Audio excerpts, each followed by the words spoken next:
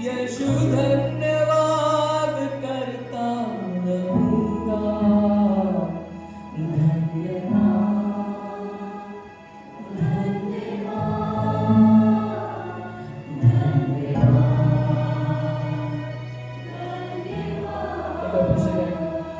यीशु तेरे करीब आने से जिंदगी मेरी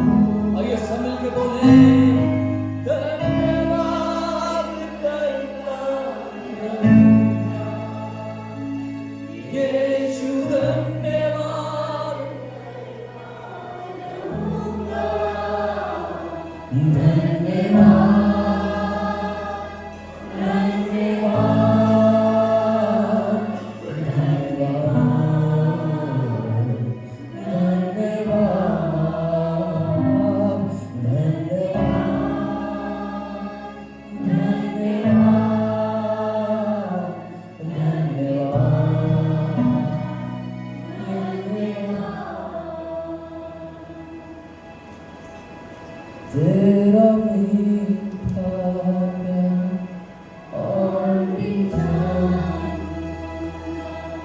जब मैं जाऊंगा आसमान, जो मैं देखूंगा तेरे चेहरे को, तब खुशूंगी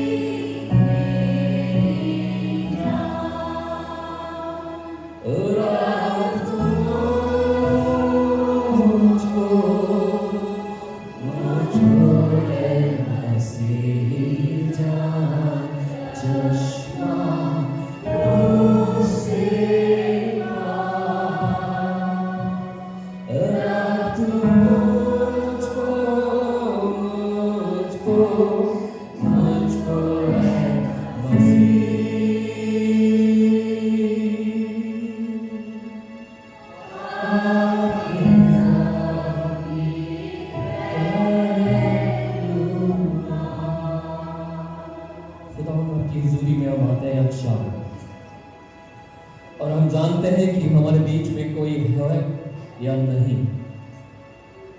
हमारे बीच में आपका पवित्र आत्मा है। हम विश्वास करते हैं कि हम यहाँ खाली अकेले नहीं हैं। खुदावन तेरा स्वर्ग हमारे बीच में इस दौरान है। खुदावन तेरे स्वर्गदूत हमारे साथ इस इबादतगाह में है, तेरी हैकल में है। खुदावन दुआ मांगना चाहते हैं जितने भी यहाँ तेरे कलाम की भूख लेके मन में बैठे हैं। खुदा कलाम कहता है जितनों ने उसे ढूंढा है उन्होंने उसे पाया है। खुदावन दुआ मांगना चाहता हूँ आज शाम टरकपुर की कलीसिया खुदावन उस भूख को अपने अंदर उत्पन्न करे। खुदावन जिस भूख के लिए तेरा कलाम कहता है तुम ढूंढोगे तो तुम पाओगे, तुम मुझे खोजोगे तो मैं तुम्हें मिलूंगा।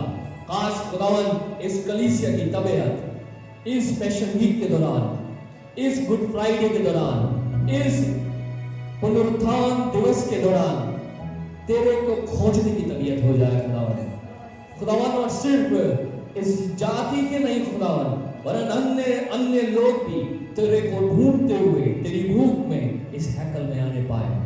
खुदावन मेरे होठों को छू ले क्योंकि ये पवित्र है। तेरा कलाम जब बोलता हूँ खुदा तो अपने पवित्र अंगारों से मेरे होठों को पवित्र कर। तेरे पवित्र आत्मा प्रभु आज लोगों से हम कलाम होने पाए। इंसानी बातों को यीशु, इंसानी विचारों को प्रभु यीशु मसीह के नाम से दूर करते हैं। खुदावंद तेरे प्रकाशन और तेरा वचन हमारी जिंदगियों को तब्दील करने पाए, हमारी जिंदगियों से बात करने पाए। यही हमारी दुआ है आज शाम को, यीशु मसीह के नाम से दुआ मांगते हैं, आमीन। हालेलुया, हालेलुया चर्च, मैं आपके हाथ देख सकता हूँ। Hallelujah, praise the Lord, hallelujah. मैं आपको बताना चाहता हूँ आज से कुछ दिन पहले ही आपने पाम संडे को सेलिब्रेट करा है। आपको मालूम है वहां पे कलीसिया नहीं थी, इनफैक्ट वहां पे भीड़ थी, और भीड़ यीशु मसीह के नारे लगा रही है और कह रही है होशाना। वो अपने हाथों में कुछ पकड़े हुए है। क्या है उनके हाथों में? या तो कपड़े हैं और या तो डालियां हैं। मैं आपसे कहता हूं जब आप खुदावंद की हैकल में आए तो ये समझ के आए कि मेरी तबीयत इबादत की तबीयत होनी चाहिए। आपको कहने की आवश्यकता ना पड़े। वो भीड़ चिल्ला रही थी होशाना, वो भीड़ डालियां पकड़ी हुई थी, लेकिन हैकल में बैठ के बहुत सी दफा हम पाम संडे सेलिब्रेट तो करते हैं, लेकिन तबीयत हमारी वही सूखी और राख जैसी होती है। मैं आपको बताता हूं, कलाम ये कहता है वो ऐसे इबादत करने वालों को ढूंढता है जो आत्मा और सच्चाई से इबादत करते हैं। अगर मैं और आप इस तबीयत में है सच्चाई और आत्मा के, तो हो नहीं सकता हमारे हाथ हमारे जिंदा खुदा के लिए ना होते। मैं आपको बताना चाहता हूं, जब आप इंडिया पाकिस्तान का मैच देखते हैं, आपसे कोई कहता नहीं ताली बजाए, आपसे कोई कहता नहीं कि आप अपनी कुर्सियों से उठ जाएं, लेकिन चाहे जो भी व्यक्ति उस मैच को देखता है, या वो स्टेडियम में देखता है या घर पे टेलीविजन के सामने देखता है, अगर सचिन के उस बल्ले से निकली हुई बॉल आपको और लोगों को एक्साइटेड कर सकती है ताली बजाने के लिए, मैं आपसे कहना चाहता हूं यीशु मसीह की क्रूस आपको क्यों नहीं एक्साइटेड कर सकती है? क्यों नहीं आपके हृदय को आनंद से भर सकती है? क्यों नहीं आपके हृदय को, आपकी रूह को जिंदा कर सकती है?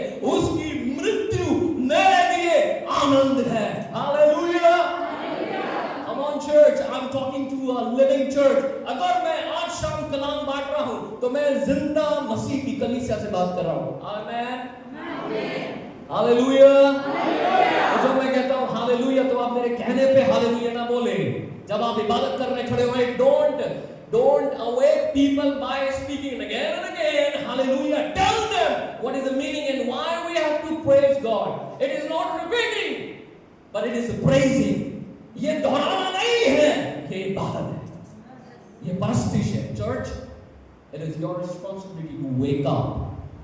समय निकलता जा रहा है चुटकियों में निकल रहा है और आपको पता भी नहीं आप अंत के दिनों में प्रवेश कर चुके हैं। अब तैयारी, सिर्फ और सिर्फ तैयारी है और कुछ नहीं। I want to ask you, you ready?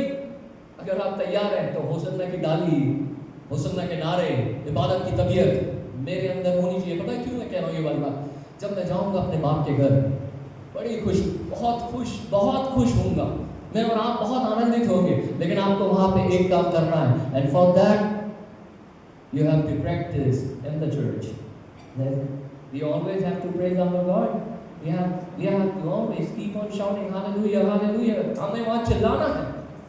और अगर आप यहाँ शांत बैठेंगे तो खुदा और लोगों को भेजेगा जो आपकी जगह ज्यादा तहे दिल से और रूहानी तरीके से उसकी इबादत करेंगे और आपसे वो हक लिया जाएगा। बाइबल कहती है जिसके पास है उसे और दिया जाएगा, जिसके पास नहीं है और जितना थोड़ा भी है और उसने इस्तेमाल न करा, he will take it back, वापस ले लेगा। तो जब मैं बात कर रहा हूँ आपसे, सबसे पहले मैं आपको आत्मिक रीति से जगाना चाहता हूँ। मैं आपसे कहता हूँ आपने कभी दुआ करी कि खुदावन तेरी बेदारी है। I want to tell you one thing, बेदारी पवित्र आत्मा में आती है और जो पवित्र आत्मा से भरे हुए लोग होते हैं उनसे बेदारी बहती है। It is not the matter of speaking, it is not the matter of shouting, but it is the matter of the power of Holy Spirit that flows through you। Hallelujah। Church, it is you। ये आप लोग है। कौन बाजू में बैठ के आपके हाथ को देख रहा है, किन से मैं और आप शर्मा रहे हैं उससे फर्क नहीं पड़ता। कहीं ऐसा ना हो जब उसका दिन आए तो वो आपसे और मुझसे शर्मा जाता है। साहब मैंने तो आपको कभी ये नहीं कहेगा मैं तुम्हें जानता नहीं। सुनिए मेरी बात, कलाम क्या कहता है? वो ये नहीं कहेगा मैं तुम्हें जानता नहीं, वरन वो ये कहेगा मैंने तुम्हें कभी जाना ही नहीं प्रभु मैं चर्च में आता था, कीबोर्ड बजाता था, नहीं प्रभु मैं ड्रम बजाता था, मैं प्रभु हालेलुया बोलता था, हर संडे में प्रचार गवाही देता था। I'm sorry, ये आपकी जिंदगी का वो सेंटेंस होगा जो आपकी इटर्नल डेस्टिनी को बदल देगा। I don't want to lose it, मैं नहीं खोना चाहता हूँ। व्यक्तिगत रीति में बताऊं, मेरी पत्नी शायद प्रवेश कर जाए, मेरी बेटी शायद प्रवेश कर जाए, लेकिन अगर प्रभु ने मुझसे ये कह दिया और आपसे ये कह दिया,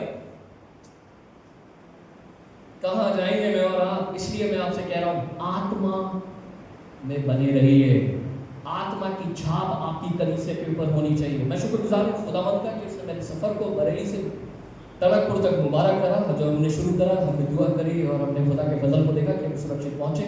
बहुत अच्छी चाय और खाने पीने का इंतजाम रोबिन भाई के परिवार ने किया। Thank you so much. खुदा आपको इस कमाई के प्रति बरकत दे। मैं शुक्रगुजार हूँ इस बात के लिए भी कि कमेटी ने ये उत्तम समझा कि ये खिदमत वो मेरे लिए दे कि मैं आज शाम और आने वाले दिनों में भी इस खिदमत को अंजाम देने पाऊँ। और ये चयन आपका जो आपने किया है, ये प्रभु ने आपके हृदय में डाला। और जो ट्रेजर साहब हैं, मैं उनके लिए आभारी हूँ, और जो सेक्रेटरी साहिबान हैं, मैं उनके लिए भी आभारी हूँ। Thank you for your invitation. मैं आपको बताना चाहता हूँ तहे दिल से, without any formality, Tanakpur church for me it's a family. जब कभी भी आपको लगता है कि आपको परिवार मुझे बुला रहा है, जब कभी आपको लगता है मुझे बुलाना है, मुझे न्योता देना है, I am always and always ready. मैं हमेशा हमेशा तैयार हूँ। मैं जानता हूँ रेवरेंड ईएम पॉल साहब जिन्होंने मेरा परिचय इस कलीसिया से करवाया, और आप लोगों ने मुझे परिवार की तरह प्यार किया। Thank you so much. Sister Turner हैं और पैट्रिक भाभी हैं और रवीना बहन है, रॉबिन भाई, आप लोगों ने जो प्यार दिया है खुदा के खादिम के द्वारा, मैं आपका तहे दिल से शुक्रगुजार हूँ। लेकिन मैं ये चाहता हूँ कि ये प्यार आत्मिकता में आपको बढ़ाने वाला बनने पाए, और ये जिस्मानी ना हो, ये रूहानी तबीयत हो हमारी। और मैं शुक्रगुजार हूँ अंकल का जिन्होंने कई साल खुदा की खिदमत में दिए। और मैं जब यहाँ बैठा तो मैं यही कह रहा था, खुदा खादिम कभी रिटायर नहीं होता है, रिटायर होने के बाद भी परमेश्वर इन्हें इस्तेमाल कर रहा है, और बड़ा अनुभव परमेश्वर ने दिया। पिछले कई सालों से मेरी अच्छी मुलाकात अंकल के साथ में है, और कई दफ़ा हम लोग आपस में बात भी करते हैं, और अंकल का फ़ोन भी आया था, उन्होंने काफ़ी बातें मुझे बताई, सिखाई। थैंक यू सो मच पादी साहब, आपके इंकरेजमेंट के लिए और आपकी बातें जो हमेशा आपके अनुभव हमें सिखाते हैं। मैं अभी वो वचन में प्रवेश नहीं कर रहा हूँ, मैं अभी आप सब लोगों का शुक्रगुजार अदा कर रहा हूँ। Thank you so much. जो लोकल प्रीचर साहब हैं, मैं उनका भी शुक्र अदा करता हूँ। एक मुश्किल घड़ी से निकल के उन्होंने खिदमत को नहीं छोड़ा। काश कि आपकी खिदमत खुदा के प्रति ग्रहण योग्य हो। परमेश्वर आपकी खिदमत का असर आपकी ज़िंदगी, आपके ख़ानदान, आपके बच्चों को देने पाए, और गंगा ख़ानदान में खुदावंद की शांति हमेशा और हमेशा तक बनी रहे।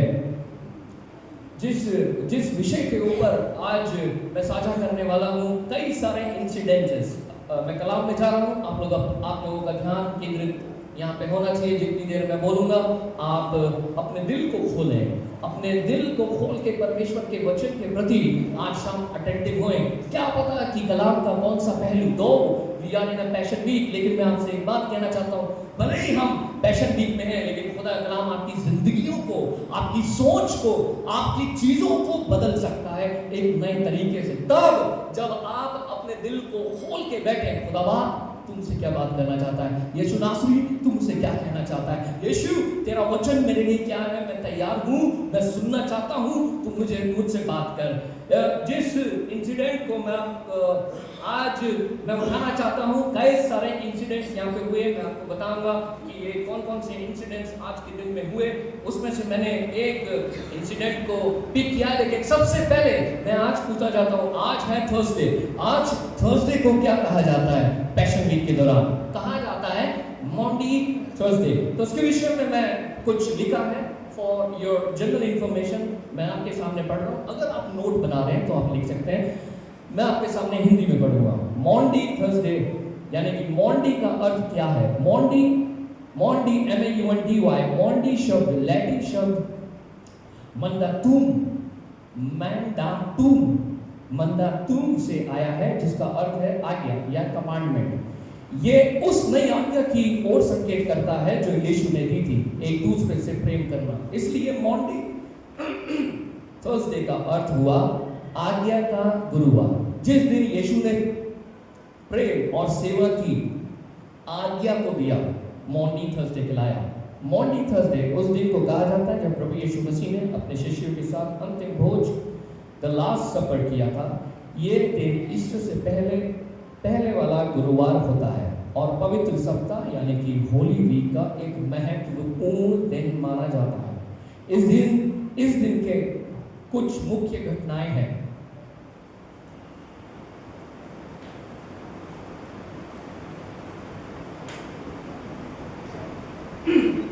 माफ कीजिएगा।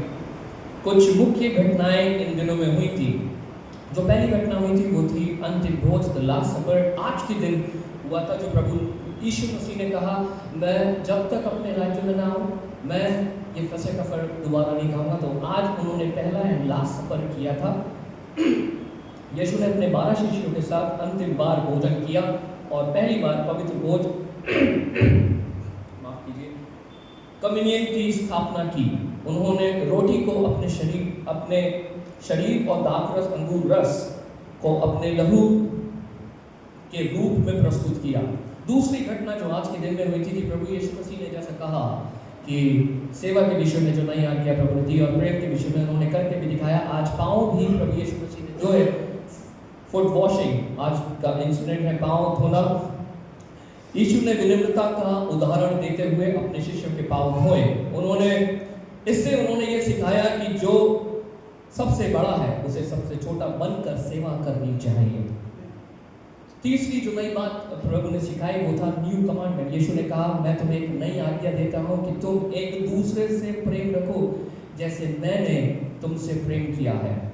चौथा इंसिडेंट जो हुआ था वो रात का था, क्योंकि आपको मालूम है कि कल गुड फ्राइडे है। और चौथा इंसिडेंट जो है वो प्रभु यीशु मसीह गतसमनी के बाद में जाते हैं और बड़ा भार है और बड़ा भाव भी है। He was also very burdened। और गतसमनी के बाद में जाके वो वहाँ पे बातें नहीं कर रहे हैं। Jesus prayed in Gethsemane। गतसमनी के बाद में जाके प्रभु यीशु मसीह ने भोज के बाद यीशु गतसमनी के बारी में प्रार्थना करने गए जहाँ उन्होंने पकड़वाया गया। प्रभु यीशु मसीह को पकड़वाया गया आज रात और कल क्रूस की मृत्यु का आदेश प्रभु यीशु मसीह के ऊपर आया। और आप जानते हैं गुड फ्राइडे के दिन प्रभु यीशु मसीह को सलीब की मृत्यु दी गई थी। तो ये मुख्य इंसिडेंट आज के दिन में हुए। इनका वर्णन अगर आप लिखना चाहते हैं और आप नोट्स बना रहे हैं तो आप लिख सकते हैं। मैं कुछ टीचिंग पैटर्न पे इसीलिए बात कर रहा हूँ। आज प्रचार से ज़्यादा टीचिंग पैटर्न पे मैं बात इसलिए कर रहा हूँ ताकि आप नोट्स बना सकें और ये सिर्फ मुस्तक सीमित न रह जाए, ये आप तक भी जाना चाहिए इसकी सही इंफॉर्मेशन। इन घटनाओं का वर्णन जिसके बारे में मैंने लिखा और आपको बताया, उसका वर्णन अलग अलग पत्रियों में भी न्यू टेस्टामेंट में मिलता है। मरकुस उसका 14, उसका 22 और 25, उसकी 14वां अध्याय उसकी 22 आयत से लेकर 25वीं आयत तक। लूका उसका 22 अध्याय और 14 से लेकर 20वीं आयत तक। लूका 22 अध्याय, लूका की पत्री उसका 22 अध्याय 14 से लेकर 20वीं आयत तक।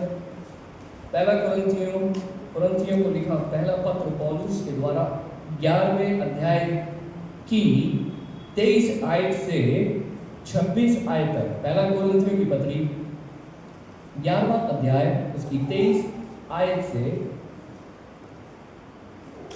26 आयत तक।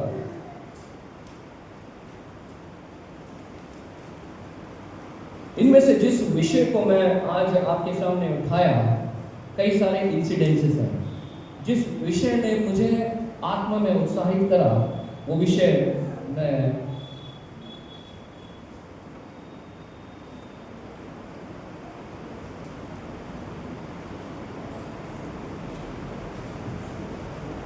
आपके सामने रखूंगा। जब प्रभु यीशु मसीह इस समय में थोड़ी देर के बाद जब वो गतसमनी के बाद में जाएंगे, उन्होंने कहा कि मेरी बड़ी इच्छा है कि मैं तुम्हारे साथ फसह का पर्व खाऊं या लास्ट सपर तुम्हारे साथ खाऊं।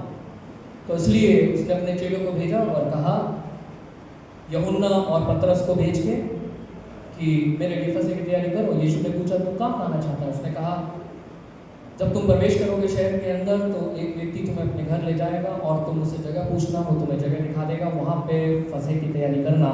मैंने इस विषय को उठाया और खासतौर से इस विषय को उठाया और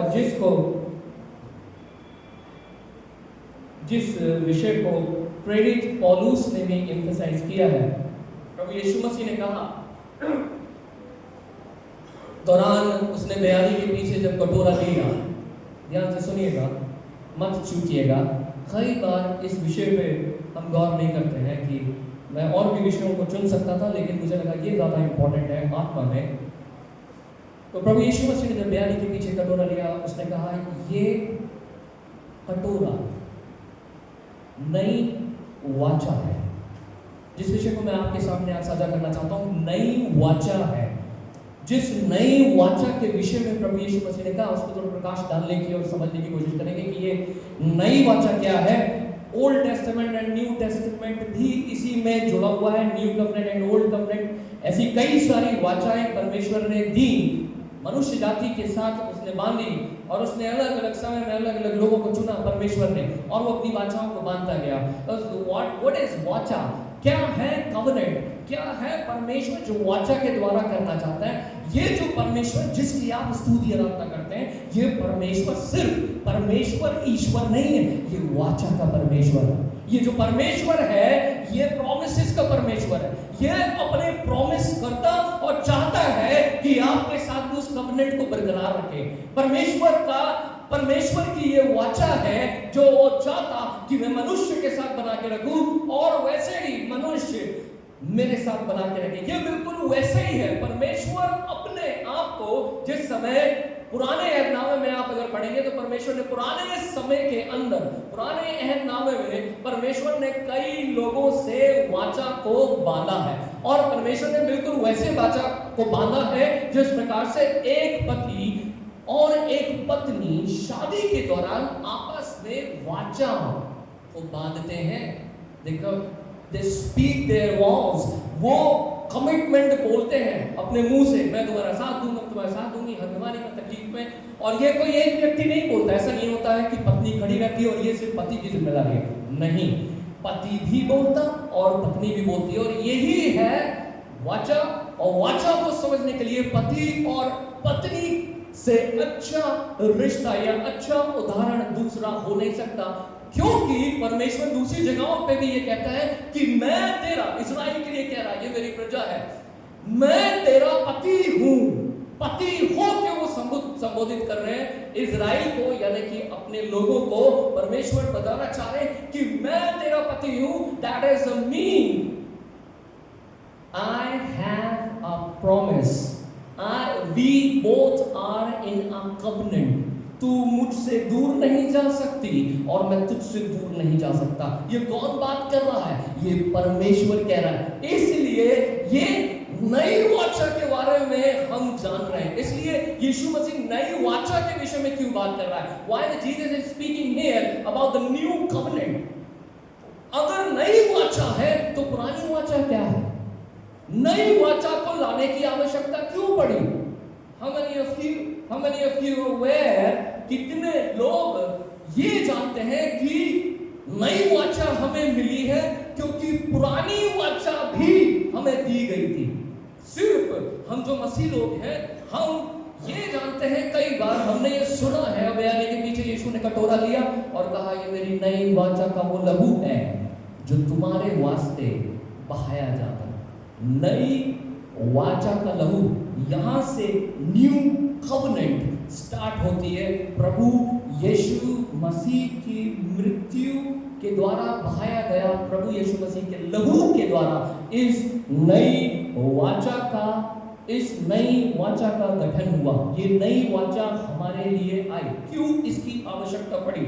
पुराने नियम की प्रमुख वाचाएं जो परमेश्वर ने इजरायली कौम से बांधी, परमेश्वर ने वाचाओं को बांधा है। परमेश्वर ने आप इसको समझ सकते हैं, इट्स लाइक एन एग्रीमेंट। और जैसे दो पार्टीज होती हैं, अगर आप कोई प्रॉपर्टी लेने जाते हैं, तो वहां पे एक करारनामा दिया जाता है और उस करारनामे में वो आपसे वाउस लिखाए जाते हैं। तो बिल्कुल वैसे ही एग्रीमेंट एक परमेश्वर ने हमें दिया, और परमेश्वर समय दर समय पुश्तों दर पुश्तों, मनुष्य नहीं, परमेश्वर स्वयं वाचा बांधता आया है। और आपको मालूम है, परमेश्वर ने वाचा मनुष्य से बांधी। परमेश्वर ने मनुष्य को चुना कि मैं तेरे से वाचा बांधूंगा। परमेश्वर तो विश्वास योग्य है ही है, लेकिन परमेश्वर ने कुछ अनुष्ठान मनुष्यों के लिए ठहराए कि वाचा के दौरान ये जब तू भटक जाएगा इज़राइल, जब तू मेरी पत्नी मुझसे भटक जाएगी, तब तू ये अनुष्ठान करना, तब मैं तुझे दोबारा ग्रहण कर लूंगा। यानी कि अगर तुझसे कोई गलती हो जाए, तुझसे कोई पाप हो जाए, तुझसे कुछ ठीक ना हो, मेरे विरुद्ध तू चला जाए, तो तू ये अनुष्ठान करना और मैं अपना मुख तेरे तरफ फेरूंगा नहीं, तुझे ग्रहण कर लूंगा। ये बिल्कुल वैसे ही है जैसे पत्नी अपने पति से फिर जाए और फिर दोबारा अगर पत्नी को पति की ओर जाना हो तो उसे कुछ अनुष्ठान करना है अपने पति के प्रेम को पाने के लिए। वैसे ही परमेश्वर ने कहा, क्योंकि तू लौट नहीं पाएगा। क्यों? इसकी वजह क्या थी? परमेश्वर क्योंकि पवित्र मेरे प्रियो। God is not like a human, and the great error, मनुष्य जाति का सबसे बड़ा एरर जो परमेश्वर के सामने समस्या थी, वो है पाप। परमेश्वर उसके समाधान के लिए वाचा को लेके आया है। अगर तुझसे गलती भी हो जाए तो तू ये अनुष्ठान करना, मैं तुझे ग्रहण कर लूंगा, मुंह नहीं फेरूंगा, और मैं अपनी वाचा को स्मरण करूंगा, और फिर मैं तुझे अपना लूंगा। ये बात परमेश्वर जानता था कि इज़राइल मुझसे फिर जाएगा, इज़राइल मुझसे दूर चला जाएगा, इज़राइल मेरा दिल दुखाएगा, इज़राइल पाप करेगा, क्योंकि मैं पवित्र हूं। परमेश्वर अपने चरित्र को जानता है, इसलिए परमेश्वर ने अनुष्ठान ठहराए कि इसके पास एक रास्ता होना चाहिए कि ये मेरे पास लौट के आ जाए। सिर्फ लौट के नहीं आ जाए, मैं इसे ग्रहण कर सकूं। That is why God set covenant. इसीलिए परमेश्वर ने वाचा को ठहराया, और अलग अलग समय में परमेश्वर ने वाचाओं को अपने लोगों से बांधा। पहली वाचा जो परमेश्वर ने जिस व्यक्ति से बांधी वो नूह की वाचा है, जिसे हम इंग्लिश में नोआह कॉवेनेंट भी कहते हैं। उत्पत्ति 9 में आपको उसका जिक्र मिलेगा। जब परमेश्वर ने जल प्रलय के बाद नूह और उसके वंशजों से वाचा की कि वे फिर कभी सारी पृथ्वी को जल प्रलय से नाश नहीं करेगा, तो परमेश्वर ने वाचा के दौरान चिन्ह दिया। Remember, if there is a covenant there is a sign. There is a covenant there is a sign. अगर वाचा है, अगर प्रॉमिस है, तो साइन है। How many of you are married? आप में से कितने लोग शादीशुदा यहाँ बैठे? ज्यादातर लोग बैठे होंगे। आप अपने हाथों की उंगलियां देखें, उस पे एक साइन है। मेरे पास है। You have sign. What does that mean? You know, that is a vow. That is a commitment. यही है covenant. ये वाचा का चिन्ह है। और आपको मैं बता दूं, पति और पत्नी में अंगूठी को छोड़ के और कोई वाचा का चिन्ह है ही नहीं, है ही नहीं। ये चिन्ह है। जहां वाचा है वहां चिन्ह है, जहां वाचा नहीं है वहां पे सारी बातें हवाओं में है। और परमेश्वर ने कहा, और अगर आप इसकी इब्रानी भाषा में जाएंगे, अगर मैंने लिखा होगा तो मैं आपको दिखा दूंगा। इब्रानी भाषा में इसका वाचा का मतलब ही होता है चिन्ह, अर्थात दूसरे सिनोनिम में अगर हम पढ़ेंगे तो उसका मतलब होता है cut. So there is a cut. Cut का मतलब क्या होता है? काटने का मतलब क्या होता है? चिन्ह का बन जाना। और धीमे धीमे मैं आपको यीशु मसीह के इस नए वाचा पे लेके आऊंगा जो आज की मेज पे संबंधित है। क्यों परमेश्वर इनसे कह रहा है मैं तुम्हें चिन्ह दूंगा, I'll give you a sign। क्यों परमेश्वर ने आपको मालूम है इंद्रधनुष का चिन्ह दिया? दिया जब परमेश्वर ने नूह के समय में जल प्रलय को दिया। That rainbow was a sign. आप चाहे तो आप पढ़ सकते हैं, घर पे जाके पढ़ लीजिएगा। इंद्रधनुष परमेश्वर ने चिन्ह के रूप में दिया। अब्राहम से दी गई वाचा, जिसे हम अब्राहमिक कवनेंट भी कहते हैं। जनरली लोग कहते हैं कि 8 वाचाओं को परमेश्वर ने इजरायली कौम से बांधा होगा। न्यू कवनेंट के साथ साथ 8 टोटल कवनेंट है, लेकिन मैं सिर्फ आज शाम 5 कवनेंट्स को ही आपके सामने, यानी 5 वाचा को आपके सामने ही साझा करूंगा। अब्राहमिक कवनेंट आपको उत्पत्ति 12 उसके 15 और 17वें अध्याय में मिल जाएगी। 12th chapter, 15th chapter and 17th chapter. इनमें क्या हुआ था आप लिख लीजिए, घर पे जाके आप इस पे अध्ययन और मनन किए कर लीजिएगा। परमेश्वर ने अब्राहम से प्रतिज्ञा की, वाचा को बांधा। परमेश्वर ने अब्राहम से प्रतिज्ञा की, अर्थात परमेश्वर ने वाचा को बांधा, वह उसे बड़ी जाति बनाएगा, उसकी संतान को कनान देश देगा और उसकी संतान के द्वारा सारी जातियां आशीष पाएंगी। यह अनकंडीशनल वाचा, इसमें कोई कंडीशन नहीं है। परमेश्वर इसमें कोई कंडीशन नहीं दे रहा, क्योंकि परमेश्वर ने कहा मैं तुझे दूंगा, एंड ही नेवर आस्क्ड अगर तू ऐसा करेगा तब मैं तुझे एक बड़ी जाति बना दूंगा। ऐसा नहीं हुआ। परमेश्वर ने कहा और उसके आगे कोई भी कंडीशन नहीं लगाई। अब्राहमिक कवनेंट जो है वो अनकंडीशनल कवनेंट है।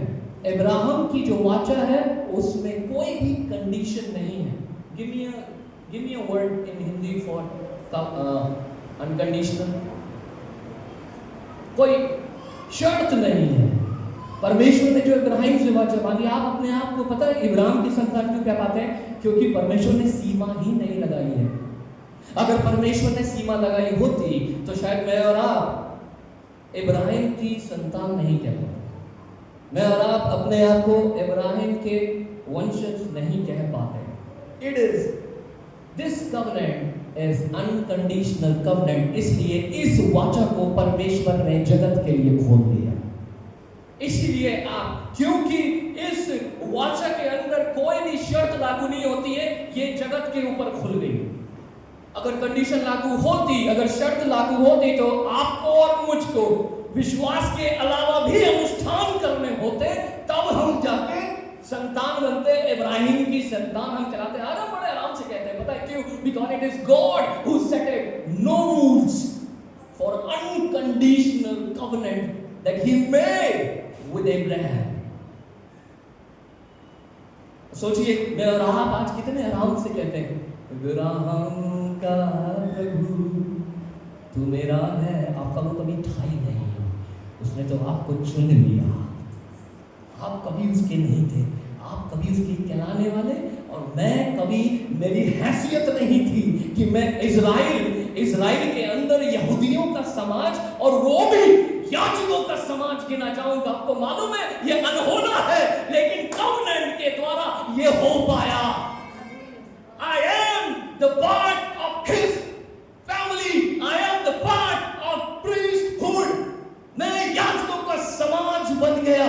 अगर मैं कह रहा हूं मैं बन गया, तो आप में से हर कोई बन गया है।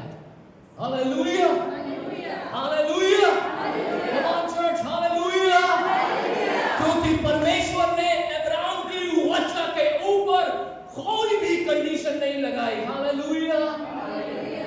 नूह की वाचा के ऊपर कंडीशन थी, जो दो परमेश्वर ने जितनों को अंदर कर दिया वही अंदर जाएंगे, जिनको परमेश्वर ने बाहर छोड़ दिया वो बाहर रहेंगे।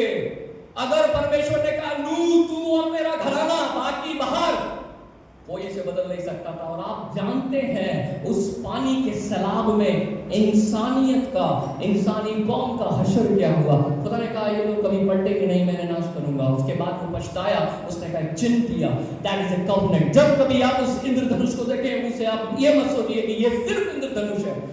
आप देखें और बोले प्रभु तेरा धन्यवाद, इस वाचा के द्वारा तुमने ठहराया कि मैं दोबारा कभी मनुष्य को पानी से हलाक नहीं करूंगा। इंद्रधनुष, वो जो rainbow, Dhanush, rainbow, thank you.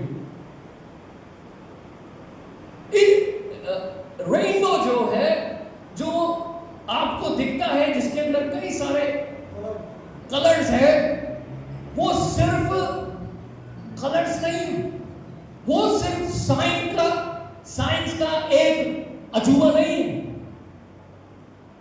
परमेश्वर का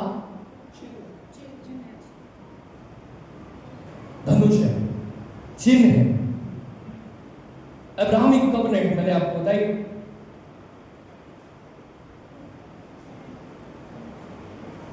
मूसा के साथ परमेश्वर ने वाचा को बांधा, जिसको हम लोग मोज़ाइक कवनेंट भी कहते हैं। निर्गमन 19 उसकी 24वीं आयत में आपको मिल जाएगा। मोज़ाइक कवनेंट जब परमेश्वर ने इजराइलियों को मिस्र से निकालकर उसने सीने पर्वत पर वाचा की, तब दिया। उन्होंने उन्हें व्यवस्था यानी लॉ, 10 आज्ञाएं, 10 कमांडमेंट्स दिए और जीवन जीने के नियम दिए। ये वाचा शर्तों पर आधारित थी। आज्ञा पालन करने पर आशीष और ना मानने पर श्राप। अब अगर आप मूसा की व्यवस्था को पढ़ेंगे तो यहीं से ही इजराइल के लिए इस कवनेंट के द्वारा कॉन्स्टिट्यूशन आया, और इस कॉन्स्टिट्यूशन के द्वारा परमेश्वर ने कहा ये लॉ, इन लॉस को अगर तुम पूरा करोगे तो मैं तुम्हें आशीष दूंगा, और अगर नहीं करोगे तो मैं तुम्हें तो उसका विपरीत तुम्हारे साथ होगा। और जब वो उसे पूरा नहीं कर पाते थे तो उनके जीवन में वही आशीषें पलट जाती थी और श्राप उनके जीवन में प्रवेश करते थे। और चौथी जो कवनेंट आप देखेंगे वो दाऊद के साथ की गई वाचा परमेश्वर की, वो दूसरा शमूएल के साथ अध्याय में आपको मिलेगा। परमेश्वर ने राजा दाऊद से वादा किया कि उसकी संतानों में से एक राजा सदा के लिए राज्य करेगा। फिर वाचा बानी, ये मसीहा यीशु की ओर संकेत करता है, क्योंकि जब आप क्रिसमस को सेलिब्रेट करते हैं, जब आप बड़े दिन को मनाते हैं, तो आप जब आप गीतों को गाने जाते हैं लोगों के घरों पे, तो आप एक नारा लगाते हैं, सुनो कि दाऊद के नगर में तुम्हारे लिए कौन उत्पन्न हुआ है। दाऊद के वंश को परमेश्वर ने चुना क्योंकि वो अभिषेक किया हुआ वंश था।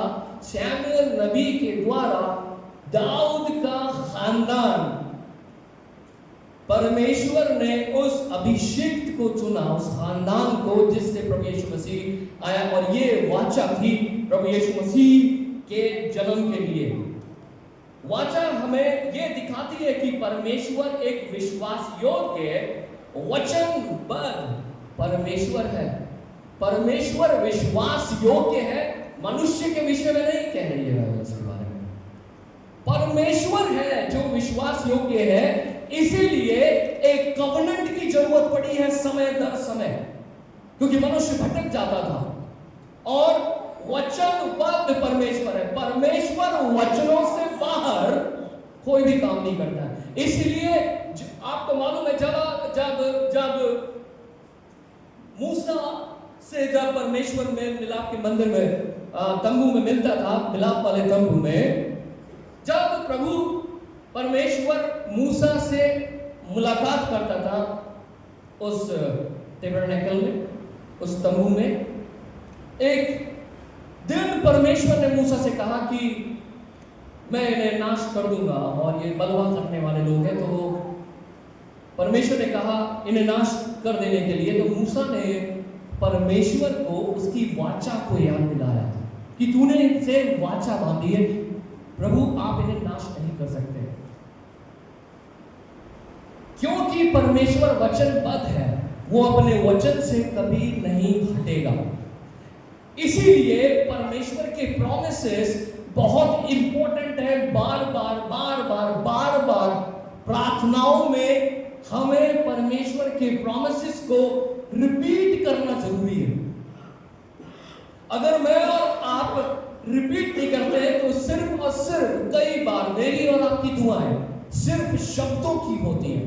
परमेश्वर अपने प्रॉमिसेस को पहचानते हैं, वो अपने कवनेंट को पहचानते हैं। और बहुत सी दफा जब हम कवनेंट, क्योंकि हम वचन अगर कम पढ़ते हैं, अगर उसका मनन नहीं करते, तो बहुत सी दफा हम प्रार्थनाओं में चूक जाते हैं कि परमेश्वर का ध्यान अपनी वाचाओं में केंद्रित है। वो वचनबद्ध है। वो जो कहता है वो करता है। वो कहता है कि मैं मनुष्य सा नहीं कि मैं आज कुछ और कल कुछ। वो कहता है मैं युगानुयुग एक सा हूं। कल, आज और हमेशा परमेश्वर ना बदलने वाला परमेश्वर है। लेकिन मनुष्य कैसा है? इसीलिए क्योंकि मनुष्य बदलता है, उसकी फितरत है कि वो करता है वो जो वो चाहता है, उससे पाप भी होते हैं। इसलिए परमेश्वर ने कवनेंट में, जो मोज़ाइक कवनेंट है, जो मूसा की वाचा है, परमेश्वर ने उसमें अनुष्ठान ठहराया, लॉज ठहराए। उसमें व्यवस्था विवरण, लेवी व्यवस्था और ऐसे कई सारे लगभग 600 के आसपास व्यवस्था और कॉन्स्टिट्यूशन इजराइल को परमेश्वर ने दिए। वो अपने लोगों से प्रेमपूर्ण संबंध चाहता है, इसलिए वो वाचा बांधता है। यह भी दिखाता है कि परमेश्वर के साथ संबंध में चलने के लिए विश्वास, आज्ञाकारिता और समर्पण जरूरी है। जो नूह की वाचा है वो उत्पत्ति 9:8 जैसे मैंने बताया, और इब्राहिम की वाचा उत्पत्ति उसका 12, 15 और 17, मूसा की वाचा आपको निर्गमन 19:24, दाऊद की वाचा दूसरा शमूएल उसका 7वां अध्याय 12 और 16, 12 से 16 के बीच में मिलेगी। और एक उसके बाद एक और वाचा परमेश्वर हमें देता है, जिसके बारे में मैं भी जिक्र कर रहा था, नई वाचा का जिक्र। अगर मैं नूह की वाचा के विषय में थोड़ा सा विवरण करूं, पृथ्वी फिर कभी जल प्रलय से नाश नहीं होगी। धनुष के विषय में प्रभु ने एक चिन्ह दिया, बड़ी जाति, भूमि, आशीष और वंश के द्वारा सारी जातियां आशीष पाएंगी। इब्राहिमिक वाचा है। मूसा की वाचा, यदि तुम मेरी आज्ञाओं का पालन करोगे तो आशीष पाओगे, नहीं तो श्राप। दाऊद की वाचा, तुम्हारे वंश में से एक राजा सदा के लिए राज्य करेगा। मसीह की प्रतिज्ञा इसी वाचा में की गई। नई वाचा जो परमेश्वर ने हमारे लिए की, जिसकी भविष्यवाणी यिर्मयाह के द्वारा की गई। यिर्मयाह 31 उसके 31 अध्याय की 31 आयत से 34 आयत में आपको मिलती है, जिसके विषय में मैं आपको आगे पढ़वाऊंगा।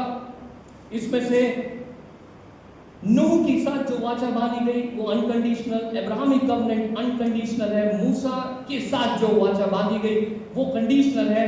दाऊद की वाचा अनकंडीशनल है। और नई वाचा में भी कोई शर्तें लागू नहीं होती हैं। परमेश्वर ने इजराइल के साथ वाचा क्यों बांधी? एक विशेष संबंध स्थापित करने के लिए। परमेश्वर का एक उद्देश्य था कि वो ऐसी प्रजा बनाए और जो उसकी इच्छा को समझे और उसकी आज्ञा माने और अन्य जातियों के बीच जीवित गवाही बने। निर्गमन 19 उसका 5 और 6 अगर आप पढ़ेंगे तो इसमें आपको मिल जाएगा। अगर आपके पास बाइबल है आप पढ़ सकते हैं, अन्यथा मैं आपके बीच में पढ़ रहा हूं। अब यदि तुम मेरी बात मानोगे, मेरी वाचा पर चलोगे, तो तुम सब देशों में मेरे निज दंड ठहरोगे। तुम मेरे लिए याजकों का राज्य और पवित्र जाति ठहरोगे। कब? तुम तभी ठहरोगे जब तुम मानोगे और करोगे। अगर नहीं मानोगे तो मेरी प्रजा नहीं हो, और अगर मानोगे तो मेरी प्रजा हो। दुनिया के लिए आशीष का माध्यम बनने के लिए इब्राहिम को ये वाचा दी गई और प्रतिज्ञा भी की थी, संतान के द्वारा सारी पृथ्वी और जातियां आशीष पाएंगी। उत्पत्ति 12 उसका 3।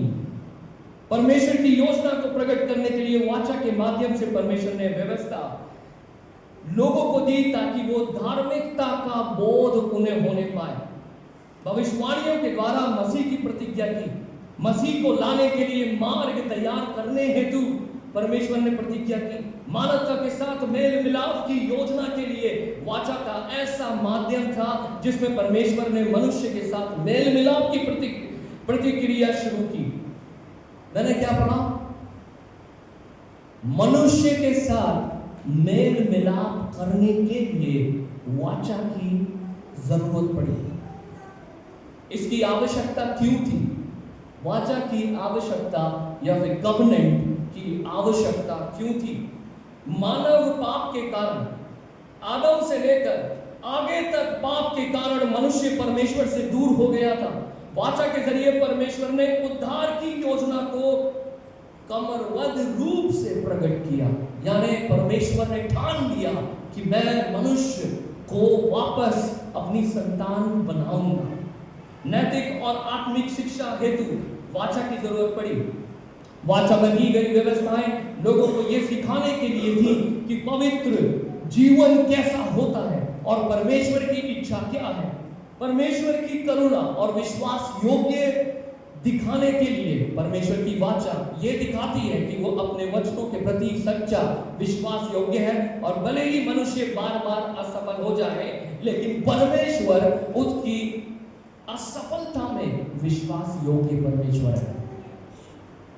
आदम के पाप के कारण मनुष्य और परमेश्वर के बीच एक बड़ा विभाजन हो गया, और इस कारण परमेश्वर ने देखा कि मनुष्य दोबारा कभी मैं मनुष्य के साथ कभी मेल मिलाप नहीं कर पाऊंगा, इसलिए परमेश्वर ने इज़राइल को चुना और उसके साथ वो वाचा बांधी, क्योंकि वो नई चुनी हुई प्रजा के माध्यम से अपने उद्धार की योजना को प्रकट करना चाहता था।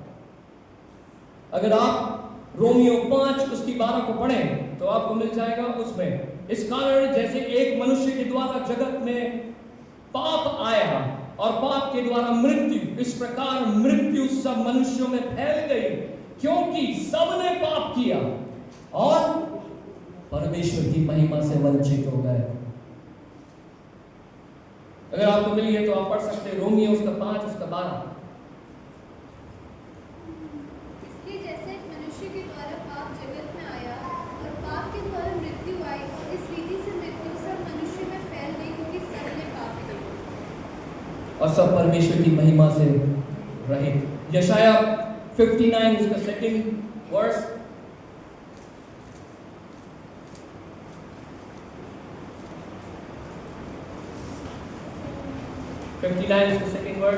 परंतु तुम्हारे अधर्म के पापों ने तुमको तुम्हारे परमेश्वर से अलग कर दिया है, और तुम्हारे पापों के कारण उसका रूप तुमसे ऐसा छिपा है कि वह नहीं सुनता। परमेश्वर तुम्हारे पापों के कारण क्या हो गया?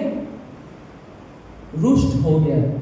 आपको मालूम है, आप भी कभी कभी अपने बच्चों से गुस्सा हो जाते हैं, रुष्ट हो जाते हैं, फिर आप कहेंगे हम अपने बच्चों से बात नहीं करें। ऐसे हम सिखाते हैं अपने बच्चों को, जाओ हम तुमसे बात नहीं करें। मैं नहीं सिखाता हूँ अपनी बेटी को कि ठीक है मैं तुमसे बात नहीं कर रहा है, उसकी मम्मी से बात नहीं कर रहा। हम रुष्ट दिखाते हैं, क्यों? क्योंकि उसने कोई गलती की है, शायद उसको सिखाने के लिए कि वो दोबारा ना करे। परमेश्वर अपना चेहरा अपनी प्रजा से छुपा लेता था, और जब वो अनुष्ठान करते थे जो परमेश्वर ने मोसाइक कवनेंट में ठहराए थे, उन अनुष्ठानों को करने के द्वारा परमेश्वर, जब वो बलि जो परमेश्वर ने अनुष्ठानों के द्वारा ठहराई थी, वो चीजें जब बलिदान की जाती थी वेदी के ऊपर, तब उनका धुआं जब परमेश्वर को सुगंधित लगता था, फिर परमेश्वर दोबारा रिकंसाइल करता था अपनी वाचा के तहत, यानी कि वो फिर उनसे मेल मिलाप के संबंध को शुरू करता था अपने कवनेंट के अंदर, कि तुम ऐसा करोगे तब मैं ऐसा करूंगा। कंडीशनल। बहुत मुश्किल था इस वाचा के दौरान परमेश्वर को खुश करना, क्योंकि मनुष्य तो फिर आज एक गलती कर रहा है, कल फिर एक गलती कर रहा है। एक सप्ताह पाप, दूसरे सप्ताह में एक नया पाप, तीसरे सप्ताह में नया पाप। वाचा देने के बाद भी परमेश्वर पूर्ण रूप से अपनी प्रजा को अपना नहीं पा रहा था। वो असमर्थ ठहर रहे थे कि वो परमेश्वर के साथ रह सके। पाप के बाद पाप, वाचा होने के बाद भी, क्योंकि सबने पाप किया और परमेश्वर की महिमा से रहित है।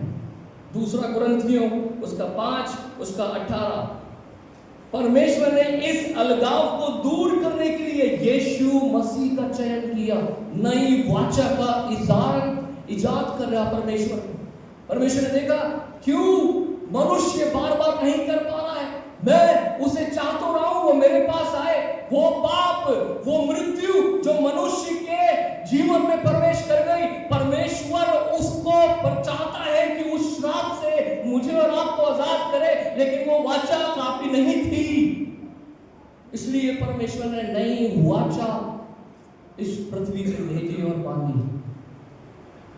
अगर आप पढ़े दूसरा कुरिन्थियों उसका 5 अध्याय उसकी 18वीं आयत, ये सब बातें परमेश्वर की ओर से हैं, जिसने मसीह के द्वारा अपने साथ हमारा मेल मिलाप कर लिया और मेल मिलाप की सेवा हमें एग्जैक्टली मैं चाहता हूं इस आयत को आप, ये बहुत इंपॉर्टेंट वर्ड है, इसे आप माइंड में पढ़ें।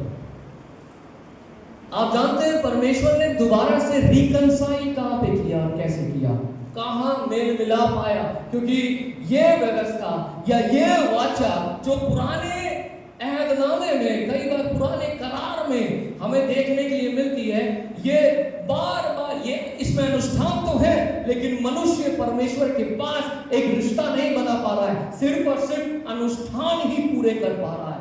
तो परमेश्वर ने मेल मिलाप के लिए इस वचन में क्या लिखा है? ये सब बातें परमेश्वर की ओर से हैं, जिसने मसीह के द्वारा अपने साथ हमारा मेल मिलाप कर लिया और मेल मिलाप की सेवा हमें सौंप दी है। परमेश्वर ने किसमें मेल मिलाप करा? मसीह में। मसीह में कैसे? मसीह के शरीर में और यीशु मसीह के लहू में। सो व्हेनेवर, जब कभी कोई व्यक्ति इस मेज पे आता है तो वो ये ना समझे कि वो सिर्फ रोटी लेने आ रहा है या वो इसे इसलिए खा रहा है कि उसका कंफर्मेशन हो गया। नो, ये गलती ना करें। सिर्फ ये ना सोचे कि हम कंफर्म्ड हो गए हैं और हमारे पूरी शराकत में शामिल हो गए और बस इसलिए हम लेने के लिए ऐसे चले हैं। प्लीज प्लीज, ये कोई रिचुअल एक्ट नहीं है, लेकिन बाइबल ये कह रही है ये मसीह में मेल मिलाप है। किसका? मनुष्य का। और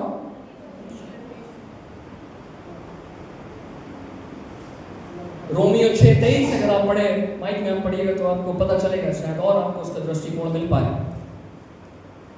रोमियो 6:23, क्योंकि पाप की मजदूरी तो मृत्यु, क्योंकि पाप की मजदूरी तो मृत्यु है, क्योंकि पाप की मजदूरी तो मृत्यु है।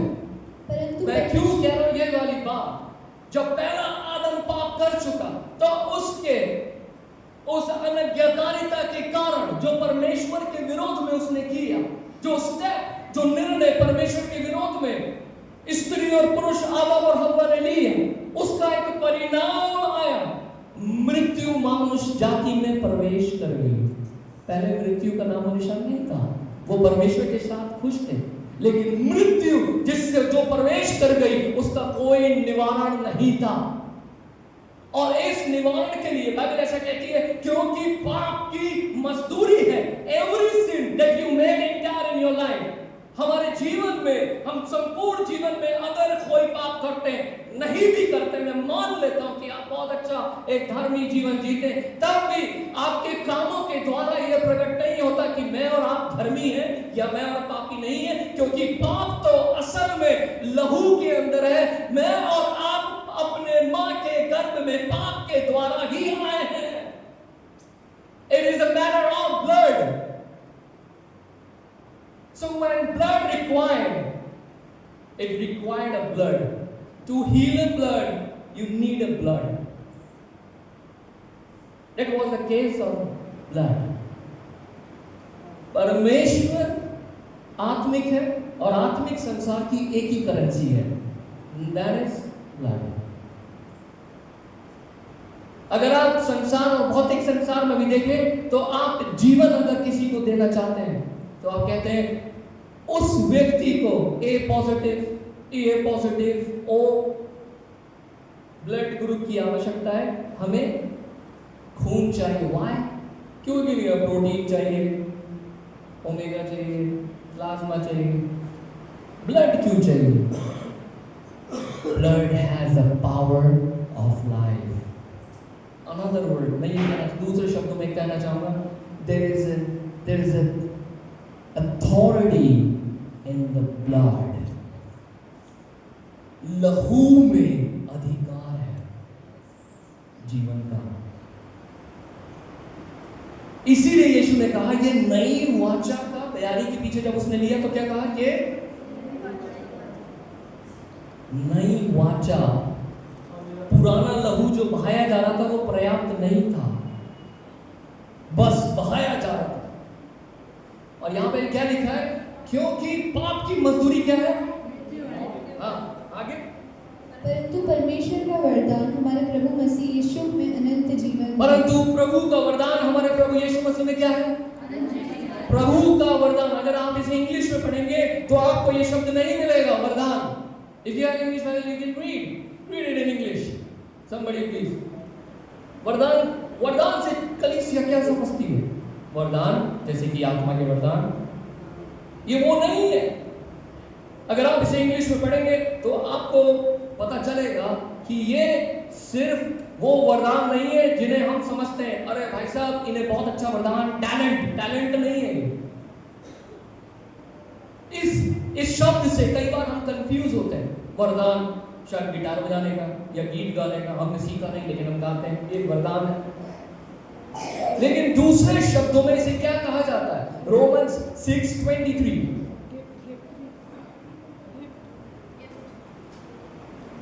So what is that word? Read it, whole verse. For the wages of sin For is the wages of the sin is death. but gift of God is eternal life in क्या है वहां पे? Jesus. It is a gift of God. Who is the gift of God? कौन है? परमेश्वर का वरदान या फिर फ्री गिफ्ट ऑफ गॉड कौन है? फिर से पढ़िए। For the wages of sin is death, but the gift of God is eternal life in Christ Jesus our Lord. In Christ Jesus, I have authority to have eternal। मसीह यीशु में अनंत जीवन अब मेरा है। मसीह यीशु में अब मेल मिलाप जो हुआ है वो परमेश्वर के साथ आप और मैं आज परमेश्वर को पिता कह सकते हैं, लेकिन पहले नहीं कह सकते थे। पहले पता है वो कौन था? यहोवा। And there is no vowel। अगर आपने देखे होंगे कई सारे वीडियोस, उसमें कोई वॉवल ही नहीं है, होंठ आपस में चिपकते ही नहीं है, जुड़ते ही नहीं। यहोवा, यहोवा। और ये बिल्कुल ऐसा है, ऐसे बोला जाता था।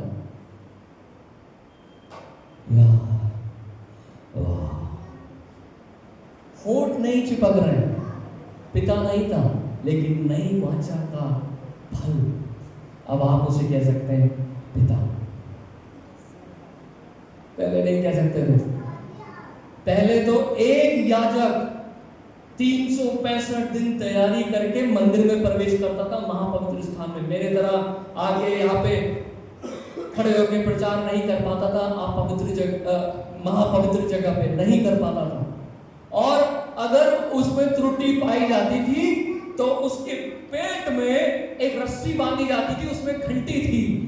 क्या पता अगर कोई त्रुटि निकले, मनुष्य तो छुपी हुई है, उसमें कोई त्रुटि पाई गई, क्योंकि परमेश्वर पवित्र है, वो वहीं मर जाता था और घंटी बजती थी, प्रिंग।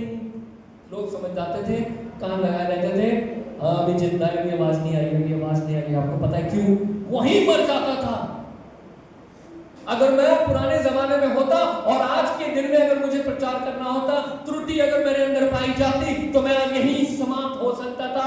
लेकिन सोचिए, नई वाचा, परमेश्वर का वरदान उस प्रभु यीशु मसीह में, उसने मुझे अपनी संतान बनाया है।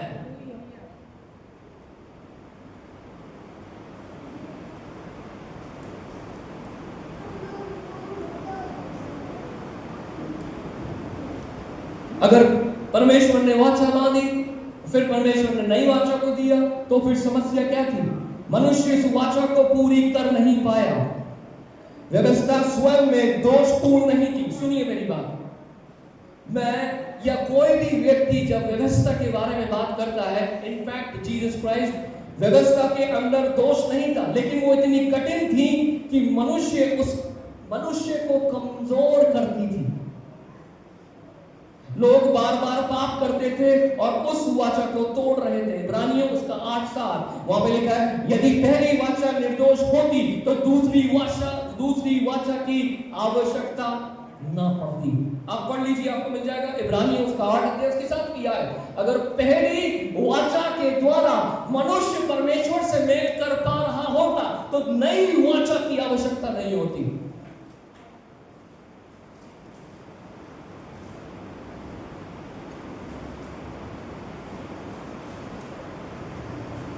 पढ़िए 8-7। कि यदि वह पहली वाचा निर्दोष होती तो दूसरी के लिए अवसर न ढूंढा जाता। करेक्ट, दूसरी वाचा के लिए अवसर ना ढूंढा जाता। इब्रानियों 10:4, मूसा की वाचा पशुओं के बलिदान थे, परंतु वे केवल बाहरी ढकाव का कारण थे, बाहरी रूप से ढक रहे थे, सिर्फ बाहर से पूरा कर रहे थे। आंतरिक परिवर्तन मनुष्य का हो ही नहीं रहा था। बाहर से पूरा हो रहा था, अंदर से कोई परिवर्तन नहीं है। भाई पाप कर लिया, अब हम जाके क्या करें? परमेश्वर ले। इसमें समस्या क्या थी? परमेश्वर मन को देखता है। परमेश्वर जब मनुष्य को देखता था, हृदय तो वैसी का वैसी ही है, कुछ तो बदला नहीं, सब कुछ वैसे ही है। और अनुष्ठान करके आ रहे। देखिए यही मैं आपको बता, जब आप इबादत करने आए, जब आप इस मेज पे आए, तो बाहर से नहीं, अंदर से जांचिए अपने आप को, तब मैं और आप इसके काबिल हैं। तब ये मेज मेरे और आपके लिए उपयोगी है। अन्यथा इसे अनुचित रीति से लेने के कारण बहुत से लोग बीमार पड़ गए और सो भी गए, अनुचित रीति से। क्यों? क्योंकि परमेश्वर मेरे और अंदर आपके हृदय में दोष देखता है। परमेश्वर का the issue of the God is only and only sin. सिर्फ परमेश्वर पापी को नहीं, वरन वो देखता कि पाप हट नहीं रहा, पाप बलिदान के द्वारा मेमना बलि कर दिया, अनुष्ठान तो पूरा हो गया, दिल नहीं बदला। रोमियो 8:3 आप घर पे जाके पढ़ सकते हैं। इब्रानियों 10:4 ये पढ़िए, इब्रानियों 10:4।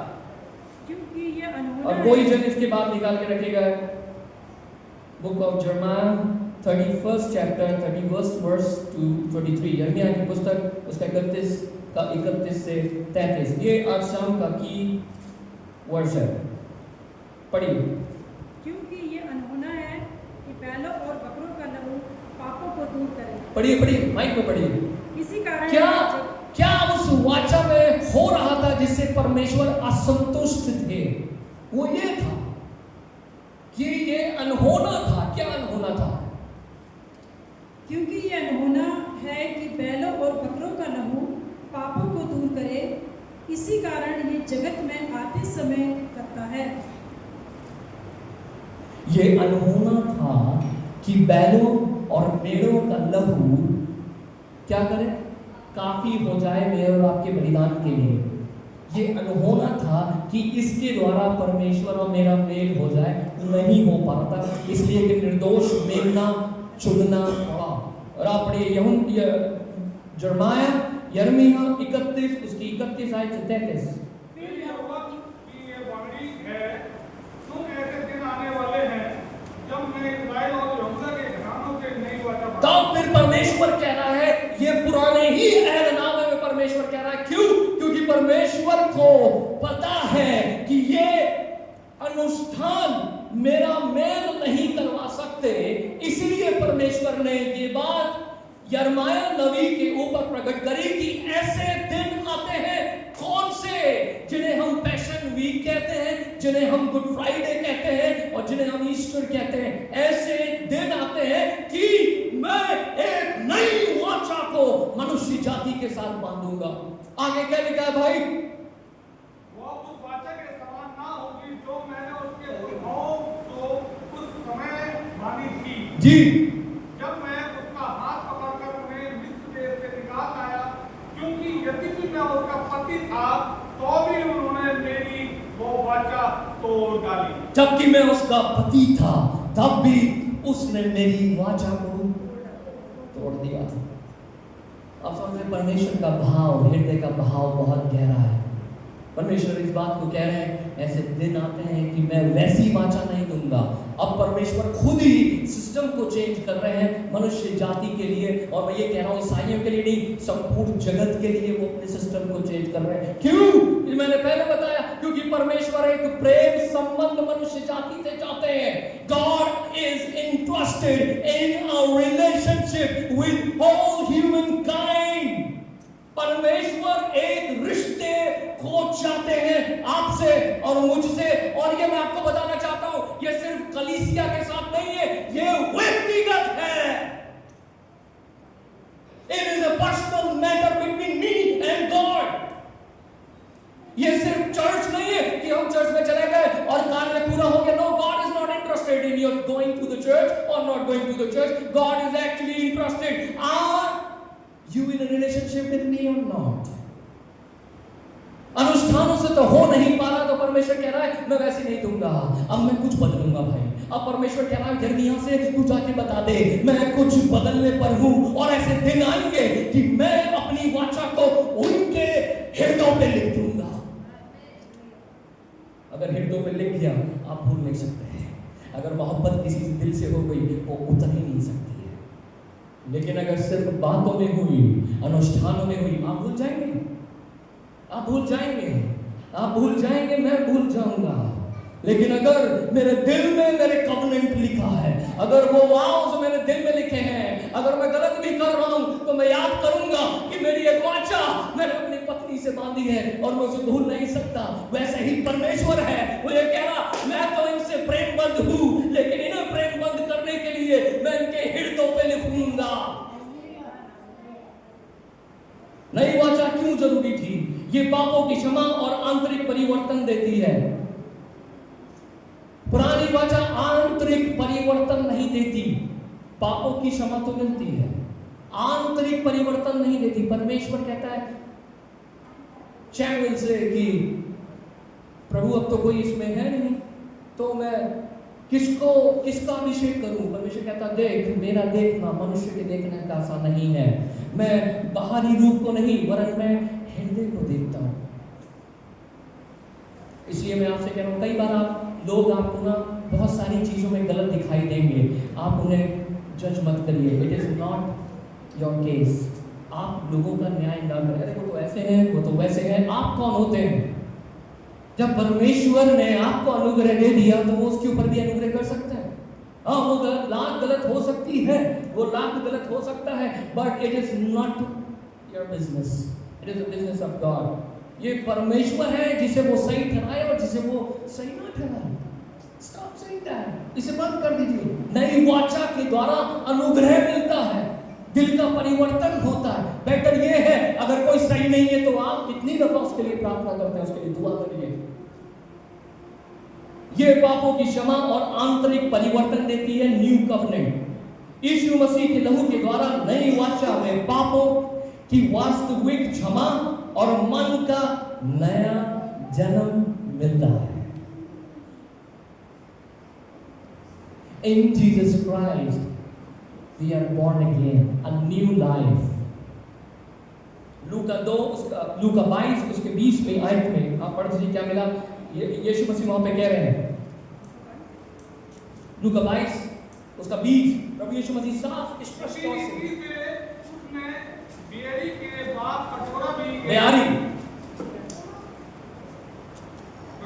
ये कहते हुए दिया कि यह कटोरा मेरे उस लहू में से जो तुम्हारे लिए बहाया जाता है नई वाचा है। जो मेरे लिए, जो तुम्हारे लिए एक बलि, मेमने की बलि के समान बहाया जाता है। यीशु का लहू तुम्हारे और परमेश्वर, यानी ऐसे समझिए हम अपवित्र लोगों और पवित्र परमेश्वर के बीच में क्या है, क्या है? जोर से बोलिए, सिर्फ मुझे लग रहा है मैं ही बोल रहा हूं, थोड़ा जोर से बोलो ना। क्या है रोबिन भाई, इसे फिर से पढ़िए। इस रीति से वो लहू क्या है?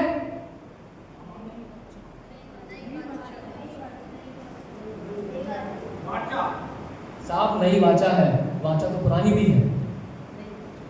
जब आप यहां पे लेते हैं इस बात से फर्क नहीं पड़ता आप खड़े होकर ले रहे हैं, आप घुटनों पे ले रहे हैं, आप रो के ले रहे हैं, फर्क इस बात से पड़ता है आपका दिल क्या परिवर्तित है। ये है परमेश्वर की इच्छा।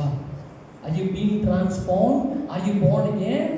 क्या आप बदले हैं? क्या आपने उद्धार पाया? और अगर मैं और आप इसे सही रीति से नहीं लेते हैं, जिस पे मैं अंत करूंगा आज का विषय, we are being cursed, हम श्रापित हैं। ये आत्मा के द्वारा जीवित संबंध स्थापित करती है। यह स्केल 36 अध्याय उसका 26 से 27वीं आयत तक। यह स्केल की पुस्तक 36वां अध्याय उसकी 26 आयत से 27 तक। मैं तुमको नया मन दूंगा और तुम्हारे भीतर नई आत्मा उत्पन्न करूंगा। माइक में पढ़ दीजिए। ये परमेश्वर की वाचा, ये परमेश्वर कह रहे हैं अब मनुष्य जाति से, मैं तुमको नया मन दूंगा और तुम्हारे भीतर नई आत्मा उत्पन्न करूंगा। थोड़ा जोर से पढ़िए, पीछे तक भी आवाज आनी चाहिए, जोर से और जोर से। और तुम्हारी देह में से पत्थर का हृदय निकाल कर सुनिए। तुमको मांस का हृदय दूंगा। अब परमेश्वर किस में इंटरेस्टेड है? पता है ये कौन कह रहा है? यजकेल से परमेश्वर इस नबी से कह रहे हैं, वो हृदय जो तुम्हारे अंदर है, जो बचपन से जब मैं पैदा हुआ, पैदाइश से मुझे मिला मेरे शरीर के अंदर, वो कह रहे हैं, परमेश्वर कह रहे हैं ये पत्थर का है। आप कहोगे अजीब बात है। परमेश्वर कह रहे हैं यही तो मसला है कि ये पत्थर का हृदय जिसे निकाल के मैं क्या करूंगा? तो साहब ये क्या है? ये मांस का हृदय नहीं है। परमेश्वर इस हृदय की बात नहीं कर रहे हैं कि मैं इसे निकाल दूंगा और एक नया हृदय स्वर्ग से आएगा मेरे लिए, नहीं। वरन परमेश्वर कह रहे हैं वो अपना नया हृदय हमारे अंदर देंगे। वो हमारे हृदय में रुचि रखते हैं, क्योंकि परमेश्वर को जिससे फर्क पड़ता है उसी के विषय में वो बात कर रहे हैं। प्रभु को अगर फर्क पड़ता होता तुम्हारे हाथ पैरों से और कपड़ों से, तो वो कपड़ों की और हाथ पैरों की बात करते हैं। लेकिन परमेश्वर को इनसे फर्क नहीं पड़ता है, हाउ यू सी आउटवर्ड, लेकिन परमेश्वर को जो फर्क पड़ता है वो हृदय से पड़ता है। इसीलिए परमेश्वर कह रहे हैं नया हृदय मुझे देना जरूरी है। क्यों? आगे क्या लिखा है? मैं अपना आत्मा तुम्हारे भीतर देकर ऐसा करूंगा कि तुम मेरी विधियों पर चलोगे और मेरे नियमों को मानकर हालेलुया। उनके अनुसार करोगे। अब जब नया हृदय आ जाएगा जो परमेश्वर की तरफ से होगा, वो कौन सी विधियों को फॉलो करेगा? वो कौन से नियमों को मानेगा? वो तो सिर्फ परमेश्वर के नियम और परमेश्वर की विधियों को ही मानेगा। वो तो सिर्फ परमेश्वर के अनुग्रह में चलेगा। वो तो वो नई वाचा में चलने वाला हृदय होगा। और सिर्फ नया हृदय नहीं, परमेश्वर कहता मैं अपना आत्मा भी दूंगा। चर्च, इन दिनों में हम अपने जीवन को परमेश्वर के साथ बदल सकते हैं। Entire concept, entire ideology, entire mindset could change in these days. पता है, इसलिए ये विषय मुझे बहुत महत्वपूर्ण लगा कि परमेश्वर हमारे हृदयों में काम करना चाहता था पहले से, जो नहीं हो पा रहा था। इसलिए उसने यीशु का चुनाव करा, उस पे लहू बहाने के लिए इंतजाम करा, ताकि ये वो लहू जो मेलों और मेमनों का था, वो परमेश्वर को खुश नहीं कर पा रहा था। वो लहू जो मुझे और आपको बहाना चाहिए था, वो मेरी और आपकी जगह पे प्रभु परमेश्वर पिता ने यीशु को चुना कि बेटा तुझे करना है, क्योंकि मनुष्य कमजोर है। ये उसकी दया नहीं तो और क्या है? और जब हम मेज पे आते हैं तो क्या हम स्मरण करते हैं? स्वर्ग ने अपना बेटा दे दिया। शायद अगर हमारा अपना कोई बेटा, अगर कोई मुझसे मेरी बेटी मांग ले, बहुत मुश्किल है देना। मुझसे मांग ले, थोड़ी देर के लिए भी ले ले कि हम उसके घर पे थोड़ी देर बच्चे खेलेंगे, आंखों से ओझल हो जाए, तो हमें कितनी बेचैनी होती है। अभी तक आई नहीं, क्या कर रही है? फोन करते हैं, देखने जाते हैं। मेरी पत्नी मुझे फोन करती है जब 12:30 बजे मैं उसे घर से लेके आता हूँ, जबकि मैं पिता हूँ। उसे पता है कि ये तो पिता ही लेके आएंगे, लेकिन तब भी क्या आ गई। ये परमेश्वर है, ये हृदय है परमेश्वर का। पुरानी व्यवस्था मनुष्य को पाप का बोध कराती थी, लेकिन उद्धार नहीं दे सकती थी। नई वाचा यीशु मसीह के लहू में पाप से पूर्ण छुटकारा और नया जीवन और नया जन्म देती है।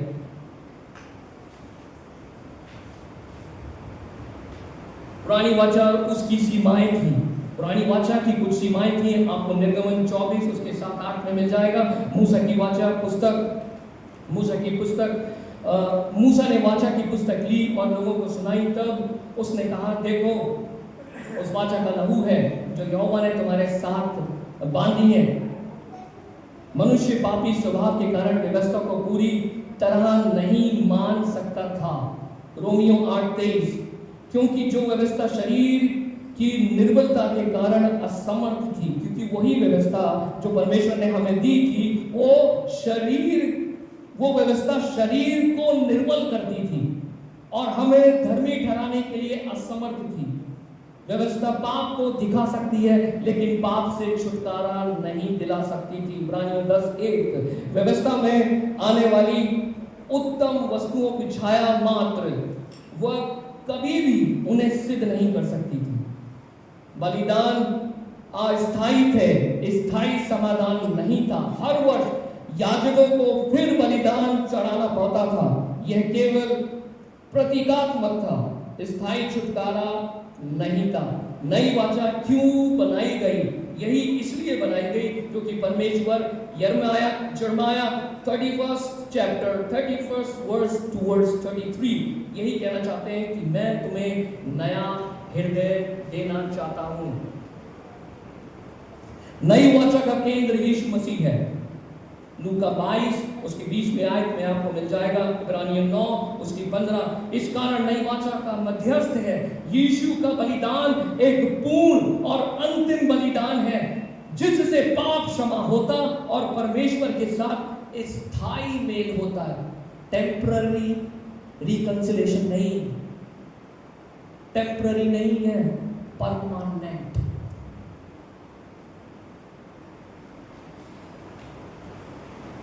So there is a peace। उसके बाद हमें छुटकारा मिलता है, हमारे जीवन में शांति आती है और हमें परमेश्वर के साथ स्थायी जीवन मिलता है और हम परमेश्वर के हमेशा और हमेशा क्या बन जाते हैं? संतान बन जाते हैं। और जब आप आज शाम इस मेज में आए तो इस बात का ध्यान रखें, परमेश्वर का वचन जो आखिरी रीति पे मैं इसे पढ़वाना चाहूंगा आपके बीच में, कुरिन्थियों उसका 11वां अध्याय और उसकी 22वीं आयत से आगे की ओर 23, 24, 25।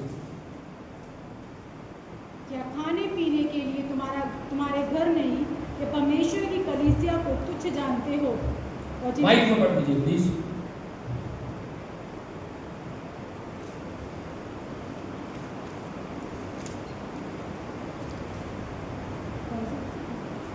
उसका पहला कुरिन्थियों उसका 11 उसका 22। क्या खाने पीने के लिए तुम्हारे घर नहीं या परमेश्वर की कलीसिया को तुच्छ जानते हो और जिनके पास नहीं है उन्हें लज्जित करते हो? मैं तुमसे क्या कहूँ? क्या इस बात में तुम्हारी प्रशंसा करूँ? नहीं, मैं प्रशंसा नहीं करता, क्योंकि ये बात मुझे प्रभु से पहुँची और मैंने तुम्हें भी पहुँचा दी कि प्रभु यीशु ने जिस रात वो पकड़वाया गया रोटी ली और धन्यवाद करके उसे तोड़ी और कहा, यह मेरी देह है जो तुम्हारे लिए है, मेरे स्मरण के लिए यही किया करो। इसी रीति से उसने पियारी के पीछे कटोरा भी लिया और कहा, ये कटोरा मेरे लहू में नई वाचा है, जब कभी पियो तो मेरे स्मरण के लिए यही किया करो। क्योंकि जब कभी तुम यह रोटी खाते और इस कटोरे में से पीते हो तो प्रभु की मृत्यु को जब तक वो ना आए प्रचार करते हो। इसलिए जो कोई अनुचित रीति से प्रभु की रोटी खाए या उसके कटोरे में से पिए वो प्रभु की देह और लहू का अपराधी ठहरेगा। इसलिए मनुष्य अपने आप को जांच ले और इसी रीति से इस रोटी में से खाए और इस कटोरे में से पिए, क्योंकि जो खाते पीते समय प्रभु की देह को ना पहचाने वो इस खाने और पीने से अपने ऊपर दंड लाता है। इसी कारण तुम में बहुत से निर्बल और रोगी हैं और बहुत से सो भी गए। यदि हम अपने आप को जांचते तो दंड ना पाते, परंतु प्रभु हमें दंड देकर हमारी ताड़ना करता है, इसलिए कि हम संसार के साथ दोषी ना ठहरे। इसलिए हे मेरे भाइयों, जब तुम खाने के लिए इकट्ठे होते हो तो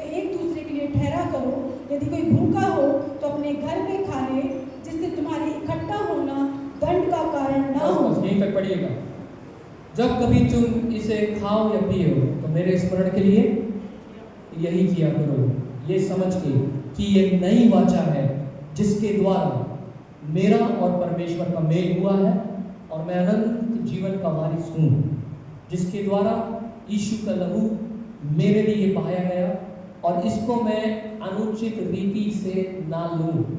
अनुचित रीति से लेने के कारण कई लोग श्रापित हो गए, कई लोग बीमारी में चले गए और नष्ट भी हो गए। काश कि ये बातें और ये नई वाचा का विषय आपके जीवन में आशीष का कारण बने और आज शाम की मेज आपको आशीष में ठहरने पाए। खुदावंद आपको बरकत दे।